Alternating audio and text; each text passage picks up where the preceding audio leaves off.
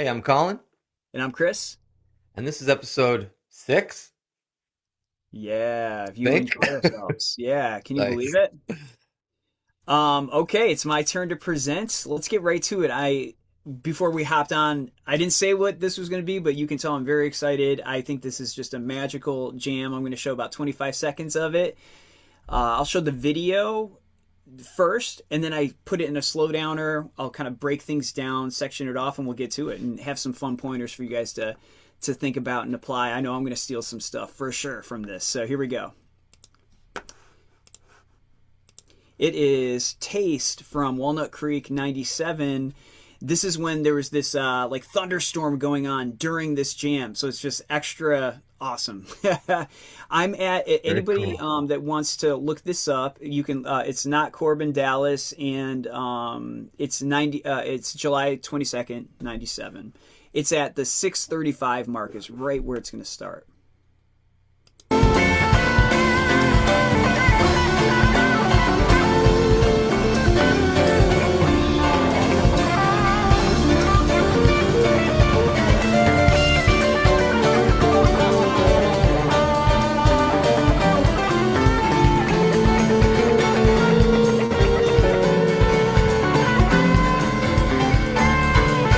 Okay, cool.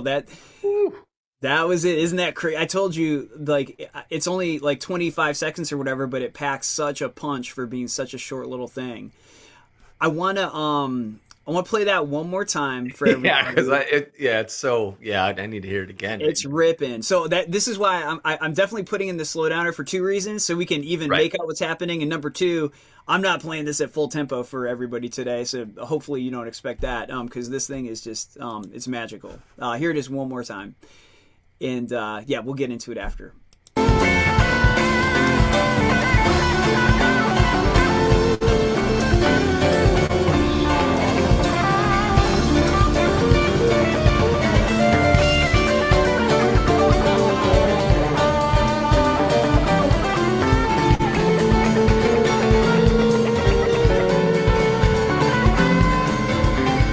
Okay, that's where I'm going to cut it off. Now, I encourage everybody, honestly, like immediately, like even pause this and go watch this entire taste. Is it is it I don't so I was like this is my favorite or whatever, but this might be my favorite taste of all time. It is so freaking good. It's magical. In fact, if anybody wants a deeper dive on this, I'm going to do a different section on my channel. I'm going to do like a larger breakdown because I love this so much. And there's another like 30-second section that I actually transcribed it, and it's unreal. It's so good. But what are your let me unshare this. What are your initial thoughts so far? Are you familiar with this one, or you hear anything jumping out to you with this, or I what do you think think? the 97 Walnut Creek show jumps out. Maybe not the taste specifically, but I think I've seen that show listed a lot, like on YouTube, and I've probably transcribed something off of there. It was May like a DVD release. I have Oh, the okay. and I'm super pumped. I just got like a because none of the computers have DVD players, so I got a DVD drive. And I'm hoping I hope I got the right one. I want to be able to like get some of these videos off of there and transcribe them and stuff. So anyway, it's an official release, and they have a DVD of it, and everybody should go out and get it. It's so good. It's so good. So what kind of jumped out to me, I'll work backwards. He kind of ends with his kind of typical Treyism, Yeah. pentatonic blues stuff, to bring it all home. But then in the middle, it sounds out. It sounds very out. So what are some of those things that can be out? And well, before I do that, I'm going to say that the beginning, there's just some kind of janky bends that are just it's very psychedelic. And it goes out from there. Almost I'm gonna take a stab at something like half hold diminished, but it's so fast. It's hard to that's I don't have perfect ear training to get it that fast, but I'm It's well. curious. Let's do this. Let's put the I'm gonna pull up the slow downer, Yeah, let's do it. and let's listen to it a little more slowly. It would be a lot for you to go, oh, here's what he's doing, like because it's so insane. But here's what I'll say, just to prime everybody's ears for this as an ear training thing. it's actually simpler than you might think in terms of what he's using to create that sound. I'm not saying it's easy what he's doing. Like, don't get me wrong. It is blazingly fast, and it's like how did he come up with this on the fly? But yet you'll see, like, when we really break it down, it's simple things. Like, it's been the theme of our whole, in fact, that should be like the new name of the show, Simple Things. So let me pull it up in the slowdowner and let's kind of check it out from there. I'm using the amazing slowdowner. Here we go.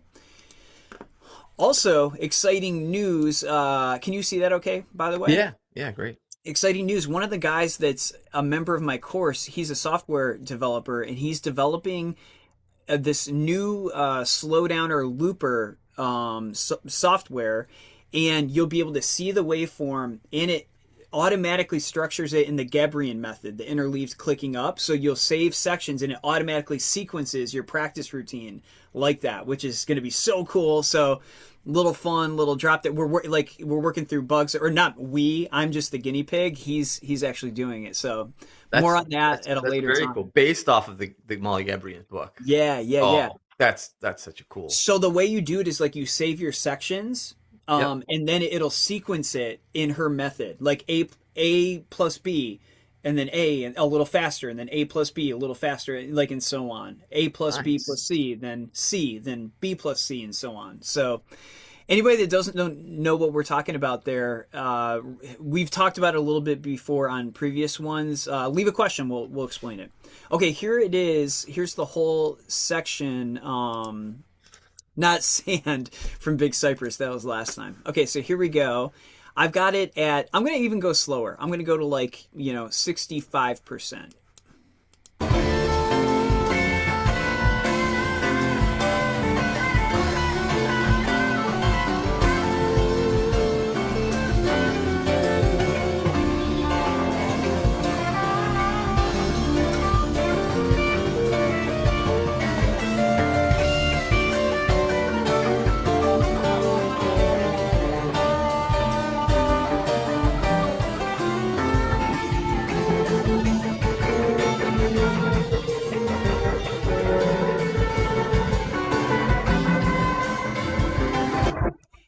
And you're totally right how, like, at the end he goes to that classic bend, the 6 to the 7, flat 7 at the end.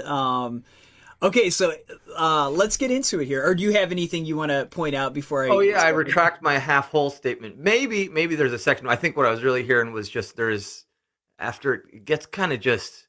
It's just very jarring kind of sound, but I hear more pentatonic now in there because it's a lot slower.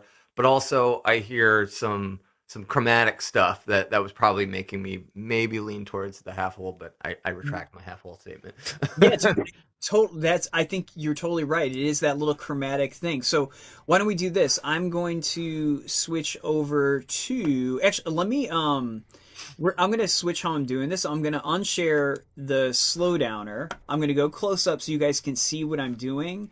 And then you'll still hear the slowdowner, but I'm just going to have it. I just want to make sure people can see what I'm doing here.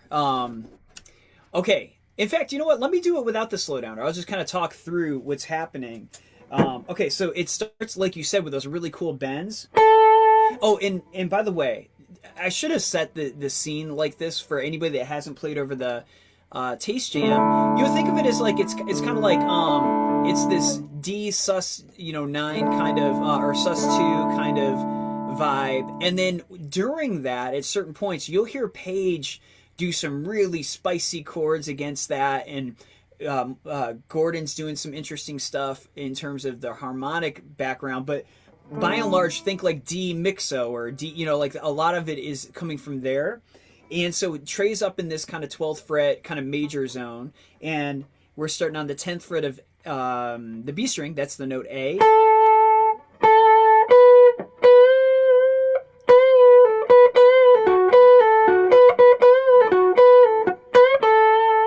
So that's the part you're saying is like those psychedelic bends. So when you hear that like at a blazing speed, it's almost like it is simple stuff, but it's so creative the way he does that. Again, it's like...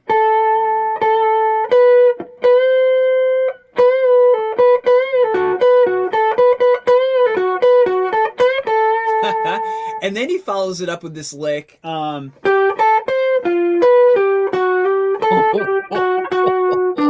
mean, how cool is that? I Oh, mean, that's like, wonky, man. It's yeah, okay, so it screwdriver. starts out, you're told you were on the money with this pentatonic, but then he goes like minor and does like the Dorian note. So that again,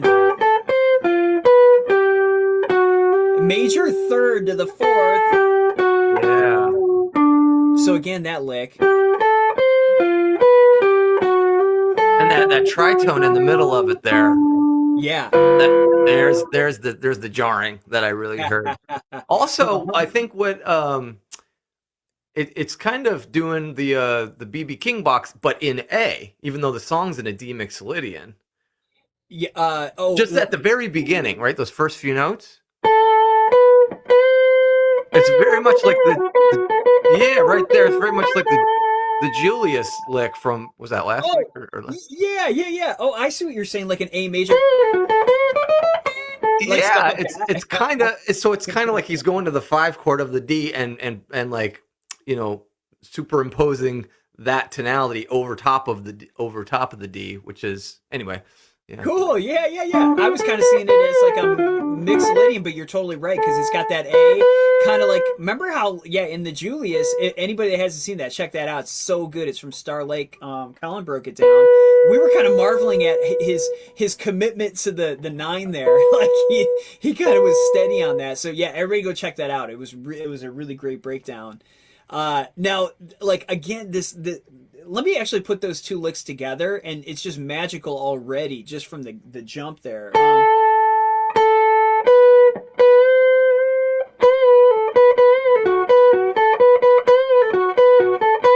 And then,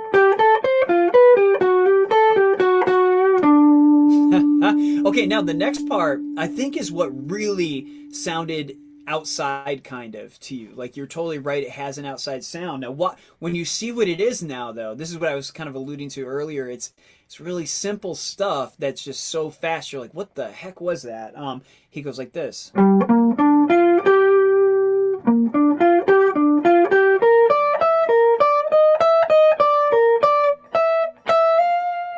I think actually I may have switched the order. Let me do that again. So it's like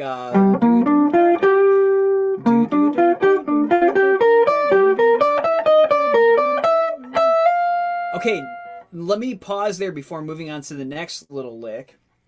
That right there, what he's doing is against, and remember, this is mostly like a D kind of vibe. I'm going to steal your word, superimposing a G minor 7. Yeah. And also you could equally say, oh, it's a B flat, it's a B flat major, if you wanted to think of it that way, because there's an F in there, and then he goes up there. So again, starting on 10th fret, and then he goes back. This is a classic like Treyism, is where he'll weave. Then he goes back and starts here instead, and then kind of goes a little higher. So far, and then,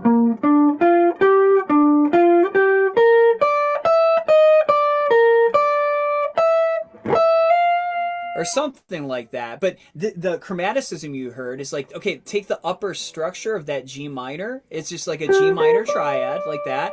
But he goes to E, which is the 6th.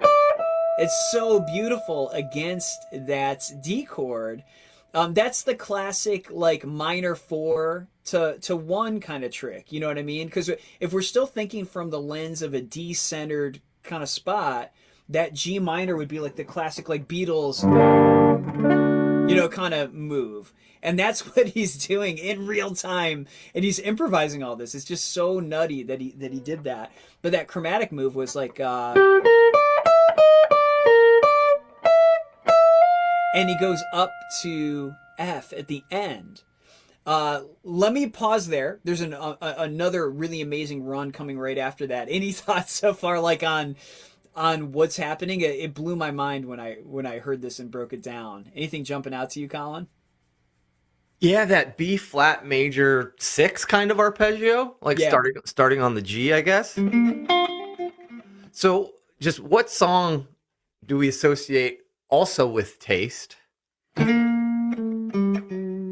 Oh, I don't know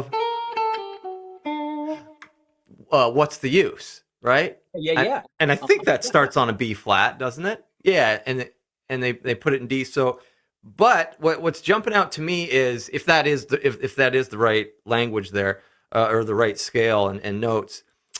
If we play D Mixolydian, and we don't normally have what D E, F sharp, G A B C D, but if we add a B flat in there, we could have Mixolydian flat 6. So Which, okay, really cool. I'm so happy you took it in this direction. So there are times where I think he really leans into that. Part of the thing that was so jarring about this one is that F in there. So like, okay, let me pop back out here. Let's get a little nerdy for a second. So what the Colin's F too. talking about is mixo flat 13 is the fifth mode of melodic minor. And so then if we work backwards from there, we go, okay, well, the fifth mode of D mixo flat 13 would be I'm twisting my stuff up. D would be the fifth mode of whatever the melodic minor is we're doing. So that would be G melodic minor. Now, the interesting thing is G melodic minor, if you've never played around with that out there, if you're checking out the video, it's just like a G major scale, but with a minor third. So what that means is there would be an F sharp in there. Right. So the fact that he throws that F natural in multiple times, it's really cool, and it makes sense because, like, you know, in that lick I showed right before this, how he did like a little where you're like, oh, there's a tritone in there. He's doing that with a minor third, you know, because again, we have to like keep kind of going back to the fact that we're in a D-centered situation here. D mixo, yeah, for sure. Yeah. That's flat 7 in your. One of my main like things I wanted to like celebrate with this more than anything is the freedom that he's playing with. He, like, you know how a lot of times, like, I had this realization a while back where I realized I was thinking about keys in what turned out to me to be the wrong way. I used to think of keys as like I was like a rule, like for this is what you can do in this thing. Like I used to have it like it was a prescriptive kind of like it's saying, okay, this is what happens in this thing. And then I realized, really, from another shout out to your lesson from last time, you were talking about the blues, and that's on my channel, by the way, guys, if you want to go check that out. The blues isn't tethered to one key. You can make the case that the blues, like just a simple 12-bar blues going from like major pentatonic to minor pentatonic itself is like drawing from at least 2 keys, you know? So in other words, the idea that I had set in my head was like, if you're playing in a key, it's this stuff, and it's like kind of like a rule. You're in this thing. Then I realized, no, it's just describing a set of sounds that you can be fluid between them. You're not like you're not bound to them. And so in this clip, you see Trey playing that out in real time in a masterful way, where he's like, D mixo, yeah, hold my beer. Here's a G minor. Sorry, I'm sorry to interrupt you, but speaking of beer, I wanted to say, I forget which part of the lick after the bends, when it starts to get wonky. The lick itself, I was like, it sounded like somebody. Remember, you're a kid, you run up the stairs, you fall up the stairs, or it sounded like somebody, like the lick was drunk. A drunken lick, yeah. The lick just sounded drunk, but in like a just, you know, really psychedelic, cool kind of way. Inebriated like genius. Ether lick or something. Yeah, inebriated ether. Yeah, I like that. Anyway. Well, and hey, there may have been some of that going on in '97. So hey, but do you guys hear the freedom that he's playing with there? Like it's astounding, because it just goes to show like why it's so important on one hand to have some of the fundamental stuff mastered so that you can be able to flow between those sounds. And so I agree with the mixo flat 13 thing. Like, in fact, that was my first like thought, like, oh, that would be the avenue I would go. In fact, I think I did a lesson on this before on a different taste where that was the route that I went. But then I realized in this, no, it could be even simpler. You could be saying to yourself, you know, he's just kind of drawing from this D mixo sound, and then think of D's darker side, like D minor, literally just D minor coming from the key of F. Well, the key of F would have a G minor 6 in it. And so that's basically what this is. You could either think of it as a G minor 6, or B flat Lydian chord, a B flat sharp 11, and either way it's the same thing. Now let me keep going to the next part, because it just keeps, I don't know, like I don't know if it gets better than that because that part was so unreal, but it keeps getting really good. So then let me recap that bit and then do the next part. So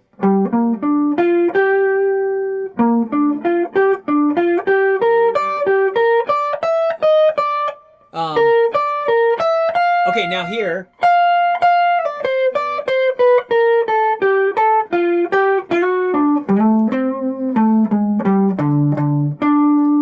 Okay, now there's a lot going on right there, and that's like in like a 2 second space of time that he does that. It's insane. So he's doing this thing from the minor third of D, so it's an F up here, chromatic, like you said, then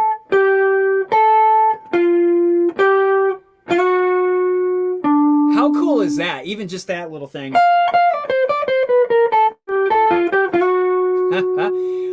And then it goes blues scale like that. Okay, now I'm gonna keep it moving and go to the next part. Then he revisits this G minor 6 kind of thing.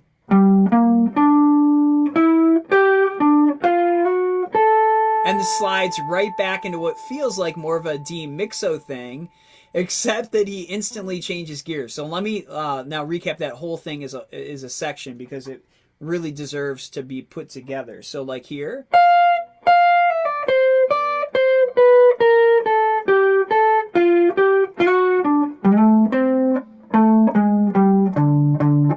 Now on 10 of A. How cool is that, man? Yeah, what's that lick? Can you break that little thing down right there? That little this right. Yeah, okay, so it's back to the G minor again. Okay. So if you take your G minor triad right there, then throw in an E. The E was what threw me. Yeah, okay. Yeah, exactly. That's that cool. Like that's that. It's like playing G mix or G Dorian kind of stuff against, you know. Yeah, okay. And again, it has the that 9 of the D. Sorry to interrupt you. Yeah, exactly. It has that kind of, again, I think of it like a Beatles, you know, like that minor sort 4. Of, yeah, that really beautiful sound. So again, that lick, and then he locks back into there. Okay, so then we kind of think, oh, maybe it's going to go back to mix-up. No, then he goes. Let me get it so you can see the pick too. Not that that's then that's that what's the use vibe, and then he switches right back to. That's the thing you heard at the end. Do you see what I'm saying with the freedom of movement there? Like he's doing that B flat. Then he's like, oh, guess what? Now I'm back to a major third, the B natural, and that classic Treyism. You know, it's just it's so freaking. He good. hit so many different tonal key center type of things that are not just D mixolydian, right? I mean, he went to the D blues, playing both thirds, playing the flat 5 with the run down. He played that chromatic from F, which is very Jerry Garcia. I wanted to say when he played that yes, kind of thing. He hit that the G minor 7, the B flat. You could consider like what D harmonic major or that mix of flat 6 or flat 13 as you called it. There's a lot in there. Isn't there? There's a lot, and like it goes back to this question that we've kind of said in other episodes. Like, is this premeditated, or like does he think of that just premeditated in the half a second right before? Because there's so much different stuff, or is he just so free stream of consciousness at the peak of his career that he just his ears and fingers? Maybe he's just experimenting, and it's just like I'm going to try it. We can't know. We can only guess of what in his mind was happening or his fingers was happening. But my theory on this particular moment is that one thing I neglected to talk about a little is more of what the keys are doing. The keys are like the key to the castle, because if you listen to the keys, everybody go, like I can't recommend it enough. Go back and listen to obviously listen to Trey. Like this whole thing is just, as you can see, is just magical. Or I think it's just phenomenal. And this is just one part of it. It is very good. Then if you listen to what Page is doing, I think he's nudging him toward, and they usually go sort of this way where they'll have some kind of G minor against the D happening. I don't know exactly what Page is doing, but it sounds like he's almost like playing a G minor, and I feel like Trey's listening to Page. This is just my theory. Obviously, I have no freaking clue, man, but I think he's responding to Page a little bit here, and that's kind of what's happening. Now, why don't I, to kind of to kind of wrap this up, why don't I put the slowdowner on? I'm going to just have it in the background. I'm going to play through the whole thing in sequence at a slow tempo so everybody can just see it. Everybody, I encourage you to learn this and just learn the freedom that he's that's what I want to take away from this with my playing is like, man, don't be stuck in a box. Like he moves directions every like 3 seconds. It's so cool. So let me go close up. I'm going to play the whole section. I'm going to keep it at like, I don't know, like it was at like, I'll go to 60%. Let's do that in the slowdowner. I'm not going to show the slowdowner just so my guitar's bigger. But let me know, can you hear this? Yeah. You can hear that? Okay, cool. Now I hope it doesn't like delay when I play along to it. Let me know if it sounds wonky, and if not, we can just, leave it there. Here it goes. Let me get my volume up. Okay, cool.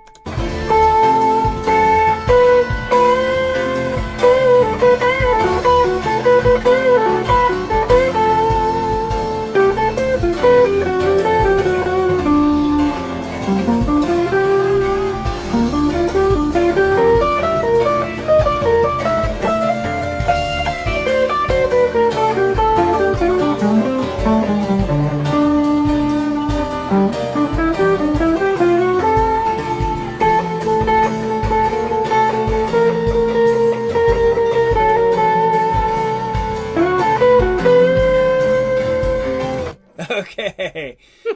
Right on, man. I just think that is What's that at, Chris? 60%, 65? Yeah, it's cooking. It's still cooking right there. It's still because there's so much content. You gotta to nice job, man, transcribing that and oh man, I love your lesson here of like don't get stuck in a box. It should teach people or show people that or encourage people to be like, there's benefit to like going beyond your modes and your blues or your pentatonics. Like what else is out there? Like what about like really getting good at all your arpeggios and not just your triads or seventh chords, but what about 6-chord arpeggios if you look at them that way, or your, like we said, jazz melodic minor, chromatic scale, all that different stuff.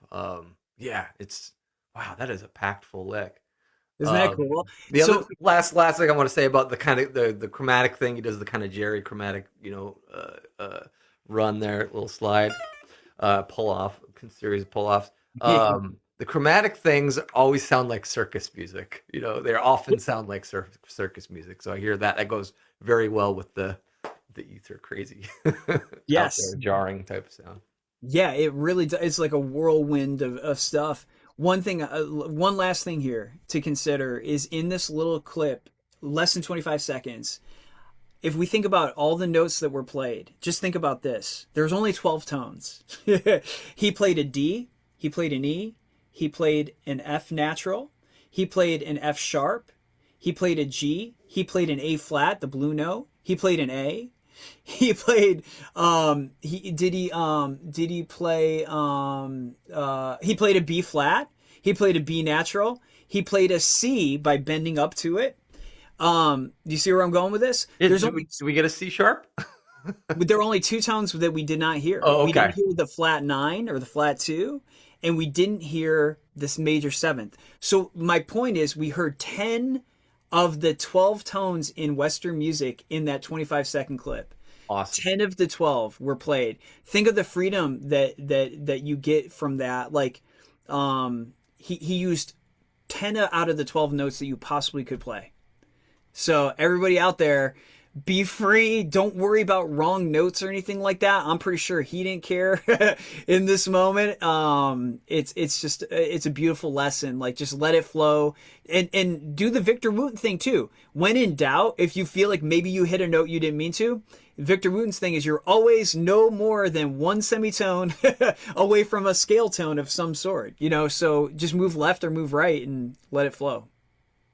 Beautiful. Right on. Great. Anything else you want to add?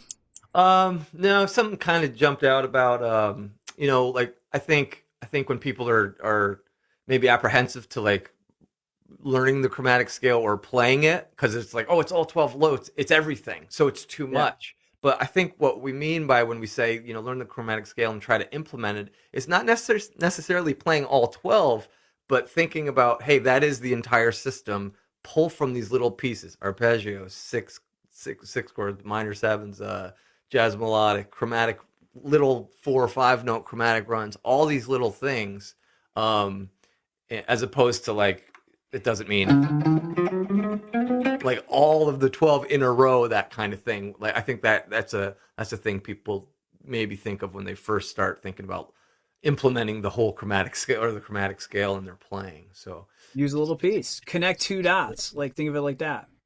Yeah. and he left 2 out too. I wonder. Yeah, that's so cool. It's probably just coincidence, right? He wasn't like, I'm gonna leave 2 out and play all this crazy stuff. Like, I think it's yeah, just the way it kind of shook yeah, out. But yeah, hope you guys enjoyed that. I can't say it enough. Go back and listen to that whole thing. It's phenomenal. The whole show is amazing, but that in particular, there was this thunder going on, just a magical time. I'm actually gonna be in North Carolina for summer tour. I'm gonna catch a show at Walnut Creek this summer. So anybody that lives there or whatever, come say what up to me if you're in the audience. I'm very much looking forward to that. That's also in July, and it occurred to me it's like almost 30 years from that show. Think about that. oh, From when that cool. show happened. 29 years from that show, which is Sure that statistic heads will be bringing it up in the forums and whatnot, and it'll trail get a hold of it, and something hopefully something will be tagged, or a moment of you know it'll history be repeats itself or something like that. I'm But gonna be on the lawn, so hopefully no thunderstorms. But yeah, I'll be there. Thanks for watching, everybody. Thanks for hanging with us. If you've been here to this point, like and subscribe both channels. We really appreciate you guys, and we'll see you next time. Thanks so much. awesome. Take care, y'all.